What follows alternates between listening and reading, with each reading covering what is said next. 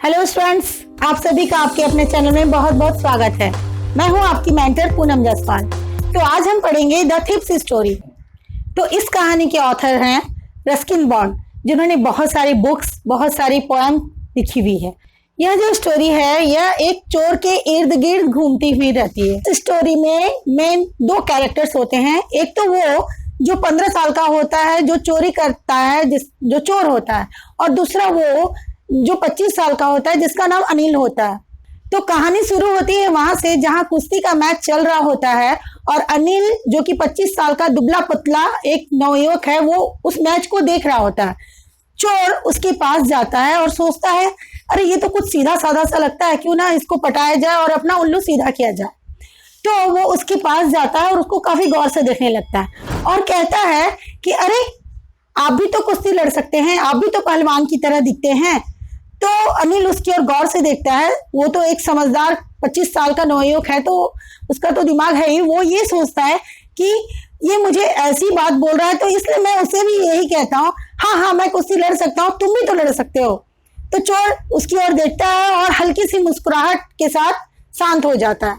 फिर थोड़ी देर के बाद अनिल अपने घर की ओर आगे की ओर बढ़ जाता है। चोर सोचता है मेरी दाल नहीं गली यहाँ, मैं उसको उल्लू नहीं बना पाया, इसलिए वो उसका पीछा करना शुरू कर देता है। वो सड़क की ओर आगे की ओर बढ़ता जाता है जहां अनिल आगे की ओर बढ़ चुका होता है। तो वो क्या करता है, अनिल के पास फिर से चला जाता है। अनिल चोर को देखकर कहता है कि अरे तुम फिर यहाँ क्या कर रहे हो। चोर उससे कहता है कि क्या तुम मुझे खाना खिला सकते हो, क्या तुम मुझे अपने घर में काम दिला सकते हो। तो अनिल बोलता है मैं तुम्हें कैसे काम दिला सकता हूँ, मैं तो तुम्हें कोई पगार नहीं दूंगा, कोई वेतन नहीं दूंगा। तो चोर बोलता है कोई बात नहीं, वेतन नहीं दोगे कोई बात नहीं, तुम क्या मुझे खाना खिला सकते हो। तो अनिल बोलता है हाँ मैं खाना तुम्हें खिला सकता हूँ, क्या तुम खाना बना सकते हो। तो चोर सोचता है कुछ तो कुछ करना पड़ेगा, नहीं तो अब मेरी दाल नहीं गलने वाली है। वो यही सोच के झूठ मूठ का बहाना करके कह देता है हाँ मैं खाना बना सकता हूँ। अनिल को उस 15 साल के चोर के ऊपर में दया आ जाती है और वो उससे कहता है ठीक है चलो मेरे घर। वो अपने साथ अपने घर ले आता है और एक घर में कोने की तरफ दिखा के कहता है ये छज्जा है और तुम यहाँ पर सो सकते हो, चलो जाओ अब रात का खाना बनाओ। तो चोर रात का खाना बनाता है, लेकिन वो खाना इतना खराब बना रहा होता है, या खाना बन चुका होता है इतना खराब कि अनिल जब वो खाना को खाता है तो उसे गुस्सा आ जाता है, क्योंकि वो खाना बहुत ही गंदा था। अनिल बेमन से सारा खाना एक आवारा कुत्ते को दे देता है। चोर के पास अनिल जाता है और बोलता है तुम्हें खाना बनाना नहीं आता, तुम सीधा यहाँ से निकल जाओ। चोर सोचता है मैं क्या करूं, मैं इसे कितना मुश्किल से पटाया था ताकि इसके घर में चोरी कर सकूं, कुछ कर सकूं, लेकिन यहाँ तो मेरी दाल नहीं गल रही है, अब मैं क्या करूं। वो उसके पैर पकड़ लेता है। अनिल को उसके ऊपर दया आ जाती है। अनिल कहता है कि कोई बात नहीं, मैं तुम्हें खाना बनाना सिखाऊंगा और मैं तुम्हें पढ़ना भी सिखाऊंगा, क्या नाम है तुम्हारा। तो चोर कहता है मेरा नाम हरि सिंह है। चोर ये बात झूठ कहता है, क्योंकि वो जानता है कि अगर वो अपना सच्चा नाम बताएगा तो आज तक वो जितना चोरी किया है सारे लोग उसे जान जाएंगे, पुलिस उसे पकड़ सकती है। इसलिए वो बार बार अपना नाम चेंज करते रहता है अपनी पहचान छुपाने के लिए। तो फिर क्या होता है, अनिल उसे पढ़ना भी सिखाता है, उसे वाक्य बनाना सिखाता है, मैथ्स पढ़ाना सिखाता है। दिनचर्या ऐसे ही चलती रहती है। रोज सुबह चोर उसके लिए चाय बनाता है, बाजार जाता है, मार्केट से सब्जी वगैरह लाता है, ऐसे ही काम करते रहता है। अनिल जो होता है वो पत्रिका वगैरह में काम करता है और इस तरह से किसी तरह से अपना जीवन को जीता है। एक दिन की बात है, अनिल अपने साथ शाम को नोटों का एक बंडल लेकर आता है। सुनिए बच्चों, ध्यान दीजिएगा, कहानी बहुत मजेदार है। नोटों का बंडल लेकर आता है। चोर जब उसकी ओर देखता है कि नोटों का बंडल उसके पास में है तो वो बहुत खुश हो जाता है, उसकी आंखें चुंदियां सी जाती है। वो सोचता है अरे वाह, आज तो मेरा दिन बन गया, आज तो मैं पैसे लूंगा और यहाँ से रफू चक्कर हो जाऊंगा। रात होती है, खाना वाना खाते हैं ये लोग। अनिल क्या करता है, नोटों का बंडल को लेकर अपने गद्दे के नीचे रख देता है। वो नोटों का बंडल में 50-50 के कुछ नोट्स होते हैं। चोर जब अनिल सो चुका होता है तो रात को उसके पास जाता है, धीरे धीरे उसके चारपाई के पास जाता है और फिर वहां जाकर धीरे धीरे उसके गद्दे के नीचे अपने हाथ को घुसाता है और नोट का बंडल को खींच लेता है।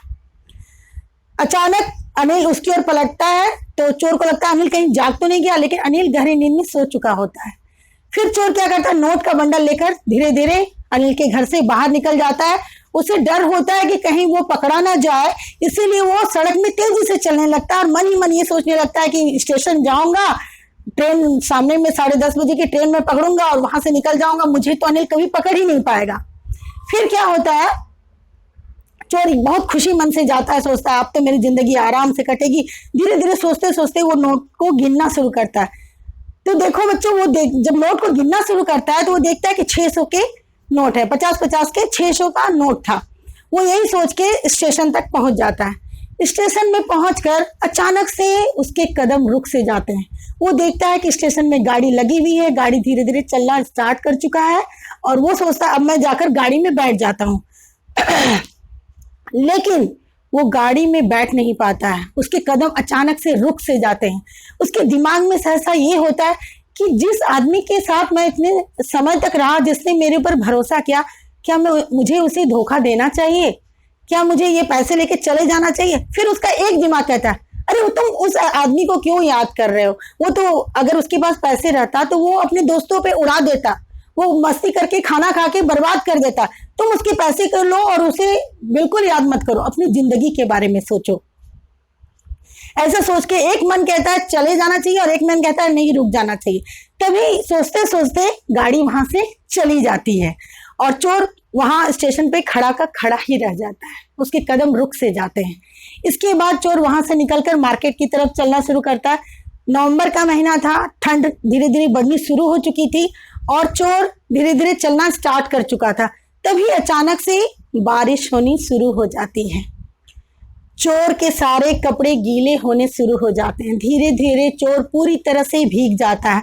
वो अपने अंदर जो नोट छिपा कर रखा था अपने पायजामा के अंदर में, वो भी पूरी तरह से गीला हो जाता है। चोर को ठंड लगनी शुरू हो जाती है। वो सोचता है मैं क्या करूं, अब मुझे ठंड लग रही है। तो एक होटल के अंदर वो जाकर बैठ जाता है। फिर वो सोचता है अब मुझे बहुत ठंड लग रही है, मैं इस शहर में किसके पास जाऊं, अब कैसे अपने आप को बचाऊं। फिर वो सोचता है जिसने मुझे धोखा दिया, जिसको मैंने धोखा दिया, क्या मैं उसके पास जा सकता हूँ? इस पूरे शहर में अनिल ही एक ऐसा मेरा दोस्त था जिसने मेरे पर भरोसा किया और मैं उसके पैसे लेकर भाग गया। क्या मैं दोबारा उसके पास जा सकता हूँ, उसे नजर से नजर मिला सकता हूँ? ऐसा चोर अपने मन में ही सोचने लगा।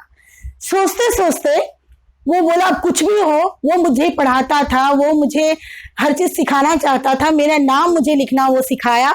अगर मैं इन पैसों को छोड़ भी दूं तो अनिल जो मुझे पढ़ा रहा है और उस पढ़ाई को पढ़कर मैं एक अच्छा इंसान, एक कामयाब इंसान बन सकता हूं और बहुत सारी ऊंचाइयों को हासिल कर सकता हूं, जिंदगी में बहुत सक्सेस कर सकता हूं। और ये 600 रुपए क्या है, हजारों करोड़ों रुपए मैं कमा सकता हूँ।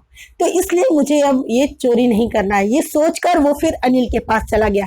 लेकिन बच्चों, चोर के मन में ये बात जरूर थी कि चोरी करना तो आसान है, लेकिन चोरी किए गए पैसे को ठीक वैसे ही उसी की जगह पर रखना बहुत ही मुश्किल होता है। उसको बहुत डर लग रहा था। वो यही सोचते सोचते अपने गीले कपड़े में धीरे धीरे वो अनिल के घर फिर पहुंच गया। जब वो अनिल के घर पहुंचा तो फिर जल्दी से वो अपना कपड़ा चेंज किया और फिर अनिल के पास पहुंच गया। अनिल बेसुध आराम से सो रहा था, जैसा सो रहा था वैसा ही अभी भी सो रहा था। धीरे धीरे चोर क्या किया, नोटों का बंडल को अनिल के गद्दे के नीचे जहां वो सो रहा था जाकर रख दिया और अनिल भी गहरी नींद में सो रहा था। चोर उसके बगल में जाकर जहां छज्जे में सोता था वहां जाकर सो गया। दूसरे दिन बच्चों ध्यान दीजिए, बहुत मजा आएगा। दूसरे दिन क्या होता है, सुबह में देर से आंख खुलती है। किसका? चोर का। सुबह में देर से आंखें खुलती है। वो देख रहा होता है कि अनिल उसके लिए चाय बना रहा होता है। तो अनिल जब चाय बना रहा होता है तो चोर को अचानक से चोर हड़बड़ा कर उठ जाता है, उसके पास जाता है, अनिल को देखता है, मुस्कुरा देता है। अनिल क्या करता है, ऐसे 50 रुपया का नोट चोर की ओर दिखाता है, ऐसे करके। चोर उसकी ओर देखता है। चोर सोचता है अनिल को पता चल गया है कि मैंने चोरी किया है, इसलिए वो मुझे 50 रुपया का नोट देकर मुझे यहाँ से भगाना चाहता है। तो फिर क्या होता है, अनिल उससे कहता है चोर से कि ये 50 रुपया लो, क्योंकि कल मुझे 600 रुपया मिले हैं, मैंने एक जगह बुक्स बेची थी, इसलिए मुझे 600 रुपया मिले, तुम 50 रुपया लो, तुम जो करना चाहते हो आज वो करो, पिक्चर जाओ, एंजॉय करो, अच्छे खाना खाओ, क्योंकि मैं तुम्हें पगार भी नहीं दे पाता था। मेरे यहाँ तुम फ्री में काम करते थे, अब से तुम्हें हर महीने पगार मिलेंगे और तुम ऐसे ही मन लगाकर पढ़ाई भी करोगे। चोर को अपने अंदर बहुत ग्लानि होती है, वो सोचता है कि अनिल तो लग रहा है सारा कुछ समझ गया, लेकिन जब वो अनिल के पास जाता है और वो 50 रुपया का नोट को ऐसे लेने की कोशिश करता है तो देखता है वो 50 रुपया के नोट पूरे गीले थे, क्योंकि रात को पूरा वो भीग चुका था और वो पैसे भी पूरा भीग चुके थे। इसका मतलब अनिल सारा कुछ जान गया था। चोर समझ चुका होता है कि अनिल सारा कुछ जान गया, लेकिन वो कुछ अनिल से कह नहीं पाता, और अनिल भी सारा कुछ जानता था, सारी बातें जानता था, लेकिन वो चोर से कुछ नहीं कहता है, अपने होठों को बंद रखता है और कहता है कोई बात नहीं हरि सिंह, चलो आज हम लोग वाक्य पढ़ना शुरू करेंगे। ऐसा सोचकर जब वो देखता है चोर कि अनिल ने ऐसा उसके लिए कहा है, तो वो हल्की सी मुस्कुराहट, हल्की सी हंसी अनिल को देखकर हंसता है और अनिल भी उसे देखकर हंसता है। तो मिलते हैं बच्चों अगली कहानी में, और आपको ये कहानी कैसी लगी आप मुझे जरूर बताइए, हमारे कमेंट बॉक्स में आकर कमेंट कीजिए। कुछ भी प्रॉब्लम हो तो हम वहाँ शेयर करेंगे, डील करेंगे, और हमारे स्टोरी को अपने आप पसंद कीजिए, उसको ज़्यादा से ज़्यादा लाइक कीजिए, शेयर कीजिए। Thank you. जय हिंद, जय भारत।